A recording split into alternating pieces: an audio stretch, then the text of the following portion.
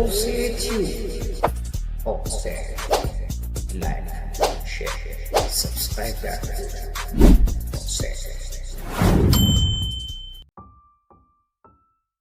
በሰዎች መካከል መገኘት በመካከላቸው መገኘት በሰዎች ላይ ተጽዕኖ ማምጣት ከፈለግን ዓለም ከምታስተምረው ተቃራኒው መጽሐፍ ቅዱስ የሚያስተምረን በሰዎች መካከል ማደር፣ መዋል፣ ማሳለፍ። ዓለም ምንድነው የምትለን? መከበር ከፈለግ፣ ተጽዕኖ ማሳደር ከፈለግ ራቅ በል፣ አይወቁ፣ አያገኙ፣ በጋርድ ኖር፣ ገለል በል፣ አካብድ ነገርን ነው። ክርስቶስ ግን በዛ አስተማረን፣ ባይብልም አላስተማረንም። አንደኛ ሳሙኤል ምዕራፍ 18 ቁጥር 16 ላይ ስለ ዳዊት ሲነግረን ነገር ግን በፊታቸው ይወጣና ይገባ ስለነበረ እስራኤልና ይሁዳ ሁሉ ዳዊትን ወደዱ ይላል። የስልጣን መሪው በስልጣን ተጽዕኖ ሊያመጣ የሚታገል የነበረው መሪ ሳኦል ነው። በዛ ጊዜ የመልካም ተጽዕኖ መሪ ግን ዳዊት ነበር።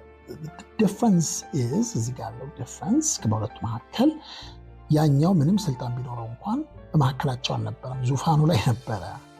ሁል ጊዜ አውቶሪቲውን ነበረ ለማስከበር የሚሞክረው። በደንብ ታሪኩን ማንበብ እንችላለን።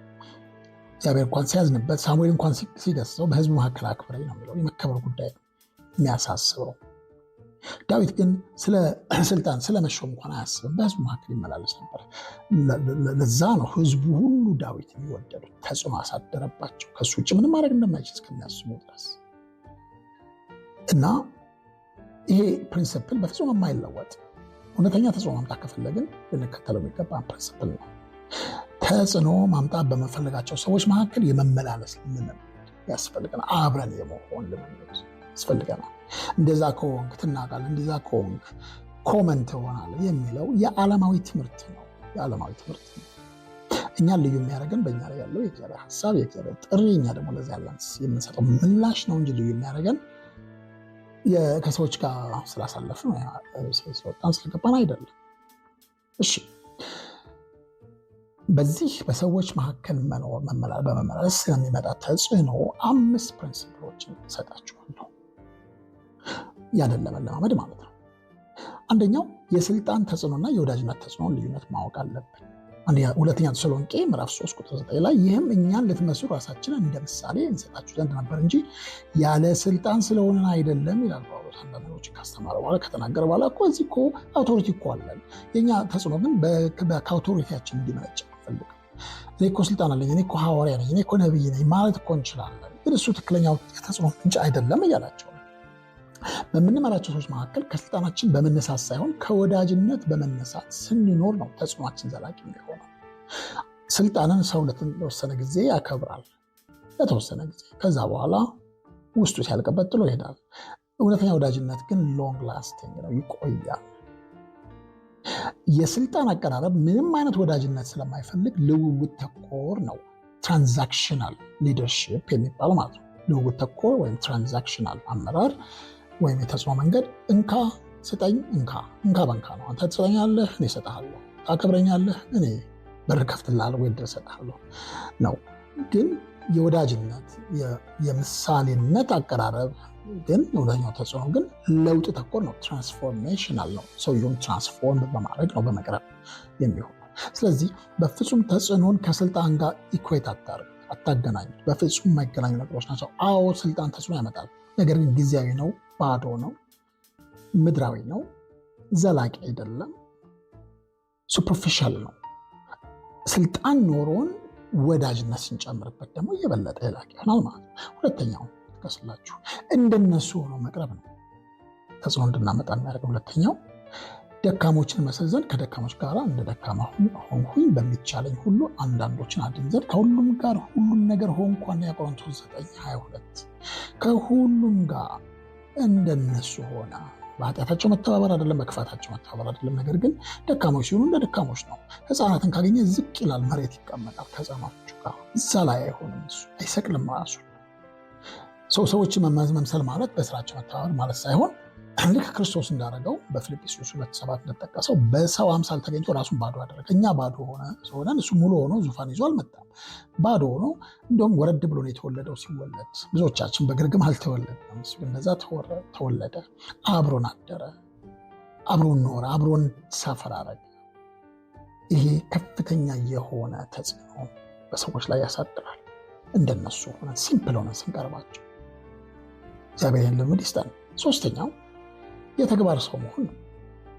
ዮሐንስ 11:45 ኢየሱስ ያደረገውን ካዩት ከአይሁድ ብዙዎች በእርሱ አመኑ ይላል። እንደ አይሁድ በጣም ጠንካራ ልብ ያለው ህብረተሰብ አልነበረም በዛን ጊዜ። በክርስቶስ ላይ በጣም የሚያምፁ በጣም ሀርድ እንዲሆነ ልብ የነበራቸው ሰዎች ነበሩ። እነሱን ግን ሰብሮ ከገባበት መንገድ አንዱ ክርስቶስ ያደረገው ነገር ነው። የተግባር ሰው ነበር። ተግባር የተጽዕኖ መንገድ ያለንበት የማህበራዊ ሚዲያ ዘመን ቅድም እንዳልኳቸው ማን እንደሆኑ፣ ምን እንደሚያከናውኑ፣ የት እንዳሉ፣ ምን እንደሚያምኑ ማናቃቸው ፎቶሾፕ ሆነው ፊልተር ሆነው ስለቀረቡ ብቻ ለተጽዕኖ ራሳችን እንድንከፍትላቸው የሚያደርግ ዘመን ነው። እውነተኛ ተጽዕኖ ግን በተግባር የሚገለጥ ነው። ትክክለኛና ዘላቂና እውነተኛ የሆነ ተጽዕኖ የሚመጣው ከንግግር ባለፈ የተግባር ሰዎች ሲሆኑ ክርስቶስ እንደዛ ሆኖ ነው ብዙዎችን ጠንካራ የተባለ ልብ አልፎ ሄደው። አራተኛው ፕሪንሲፕል ለነሱ ግድ እንደሚለን እንደምናሳያቸው ግድ እንደሚለንና እንደምናስባቸው ማሳያ። ሰዎች ምን ይባላል? people don't care how much you know until they know how much you care ይባላል። ከዛኛው ስንበደር ማለት ነው። ከዛኛው ቋንቋ ሰዎች ምን ያህል እንደምናውቅ ግድ የላቸውም፣ ምን ያህል ኬር እንደምናደርግላቸው እስኪያውቁ ድረስ። የሐዋርያት ሥራ 15:36 እና ሐዋርያ ጳውሎስ ተጽዕኖ ለማምጣት ከጠቀሙባቸው መንገዶች አንዱን ይነግረናል። ተመልሰን የጌታን ቃል በተናገርንበት የከተማ ሁሉ ወንድሞችን እንጎብኛቸው፣ እንዴት እንዳሉ ምንወቅ እንደገና እስቲ እንጎብኛቸው። እንዴት ነግረናቸው ይህን አድርጉ ብለናቸው አዘናቸው ስለሄድን አይደለም። እኛ የምንፈልገውን ስለነገርናቸው አይደለም። ቼክ ምን ላይ እንደሆነ ህይወታቸው እንደሆነ ሰዎች እንደዚህ ስናረጋቸው፣ ስናስባቸው፣ ስንጎበኛቸው ተጽዕኖ ያድርባቸዋል። መመሪያና መልእክት መስጠት ብቻ ሳይሆን በቀጣይነት ስናገኛቸው፣ ስንመለከታቸው ተጽዕኖ ያድርባቸዋል። ሰዎች ስለ ስራው ብቻ ሳይሆን ስለ እነሱ ግድ እንደሚለን ማወቃቸው ተጽዕኖ ያሳድርባቸው። ምን ለማመደው ይጠቅመናል። የመጨረሻው አምስተኛው ቀላልና ግልጽ የሆነ ማንነት ነው። ቀደም ብዬ በጠቀስኩት ጋር ይጠቃለላል። በእርግጥ ይነካካል። ሲምፕሊሲቲ፣ ሲምፕል መሆን፣ ቀለል ብሎ መቅረብ የሚፈራበት፣ ዲስታንት በሆነን ቁጥር፣ ሩቅ በሆነን ቁጥር፣ ጠፋ ባለን ቁጥር ሰዎች ይወዱናል፣ ያከብሩናል። ስኬርስ በሆነ ስኬርሲቲ፣ አንዳንዱ ሲጠፋ ይወደዳል የሚል የምድራዊ ሴልስ አመለካከት አለ፣ በዓለም ላይ ይራገባል። ነገር ግን በጣም ግልጽ የሆነ ማንነታችን ሲያውቁ፣ ድካማችንን ሲያውቁ፣ ብርታታችን ያውቁ፣ እንደ ሰው ስንኖር የበለጠ ተጽዕኖ እንደሚያመጣባቸው ማወቅ አለብን። ይሄ ማለት ሁሉ ነገር አጋልጠን ሚስት ማለት አይደለም፣ ወይም ደግሞ እንደ ልባችን በመካከላቸው እንኖር ማለት አይደለም። ነገር ግን ስትራግላችንም ክርስቶስ ስትራግሉን አይደብቅም ነበረ። ሐዋርያ ጳውሎስ ሮሜ 9:1-2 ላይ ብዙ ሐዘን፣ የማያቋርጥ ጭንቀት በልቤ ያለብኝ፣ እውነት እናገራለሁ አልዋሽም ይላል። ኢሞሽናቸውን አይደብቁም። እኔ ሐዋርያ እኮ ነኝ እንዳይሰሙብኝ፣ ስንተኛ ሰማይ ተነጥቅ የመጣው ሰው ነኝ፣ እንዴት ብዬ ኢሞሽን እገልጣለሁ አይሉም። ቮልነረብል ናቸው፣ ሲምፕል ናቸው። ቤታ ሲጨነቅ ተጨነቁ፣ ሲጠማ ተጠማው ይላል። ኢሞሽን ይገልጥ ነበር። ያዘን የሚያሳዝን ነገር ሲያያዝን ነበር፣ ያለቅስ ነበር። ሲምፕል ሆነን እንቅረብ። በሰዎች ላይ ተጽዕኖ ማምጣት ከፈለግን ቀላልና ግልጽ የሆነ አቀራረብ ተጋላጭነት ቢፈጥርብንም እናድርግ። እነዚህን 5 ፕሪንሲፕሎች ይሰጣችኋለሁ። ተለማመዷቸው። እግዚአብሔር ይርዳችሁ። ጌታ ኢየሱስ ጸጋውን ያብዛላችሁ። መንፈስ ቅዱስ ያግዛችሁ። በኢየሱስ ስም ባረኳችሁ።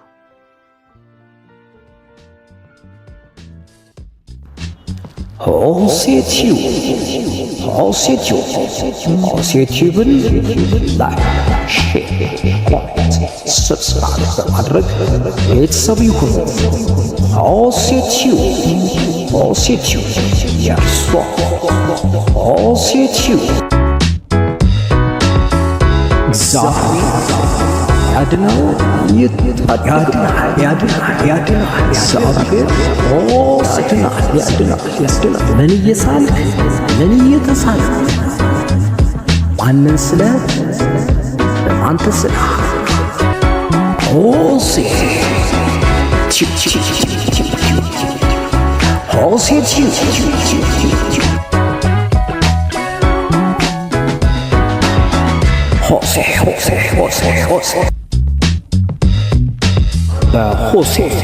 እግዚአብሔር በእኛ እንዴት ተሳለ ዳስ እግዚአብሔርን እንዲሳል ሆሴ ይህን ያመላክታል።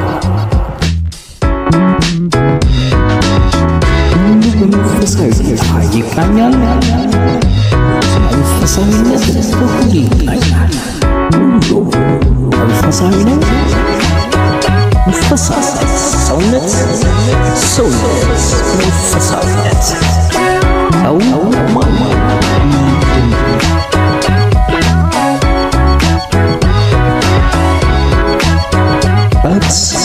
ማንን መገለጥ ይጠበቃል።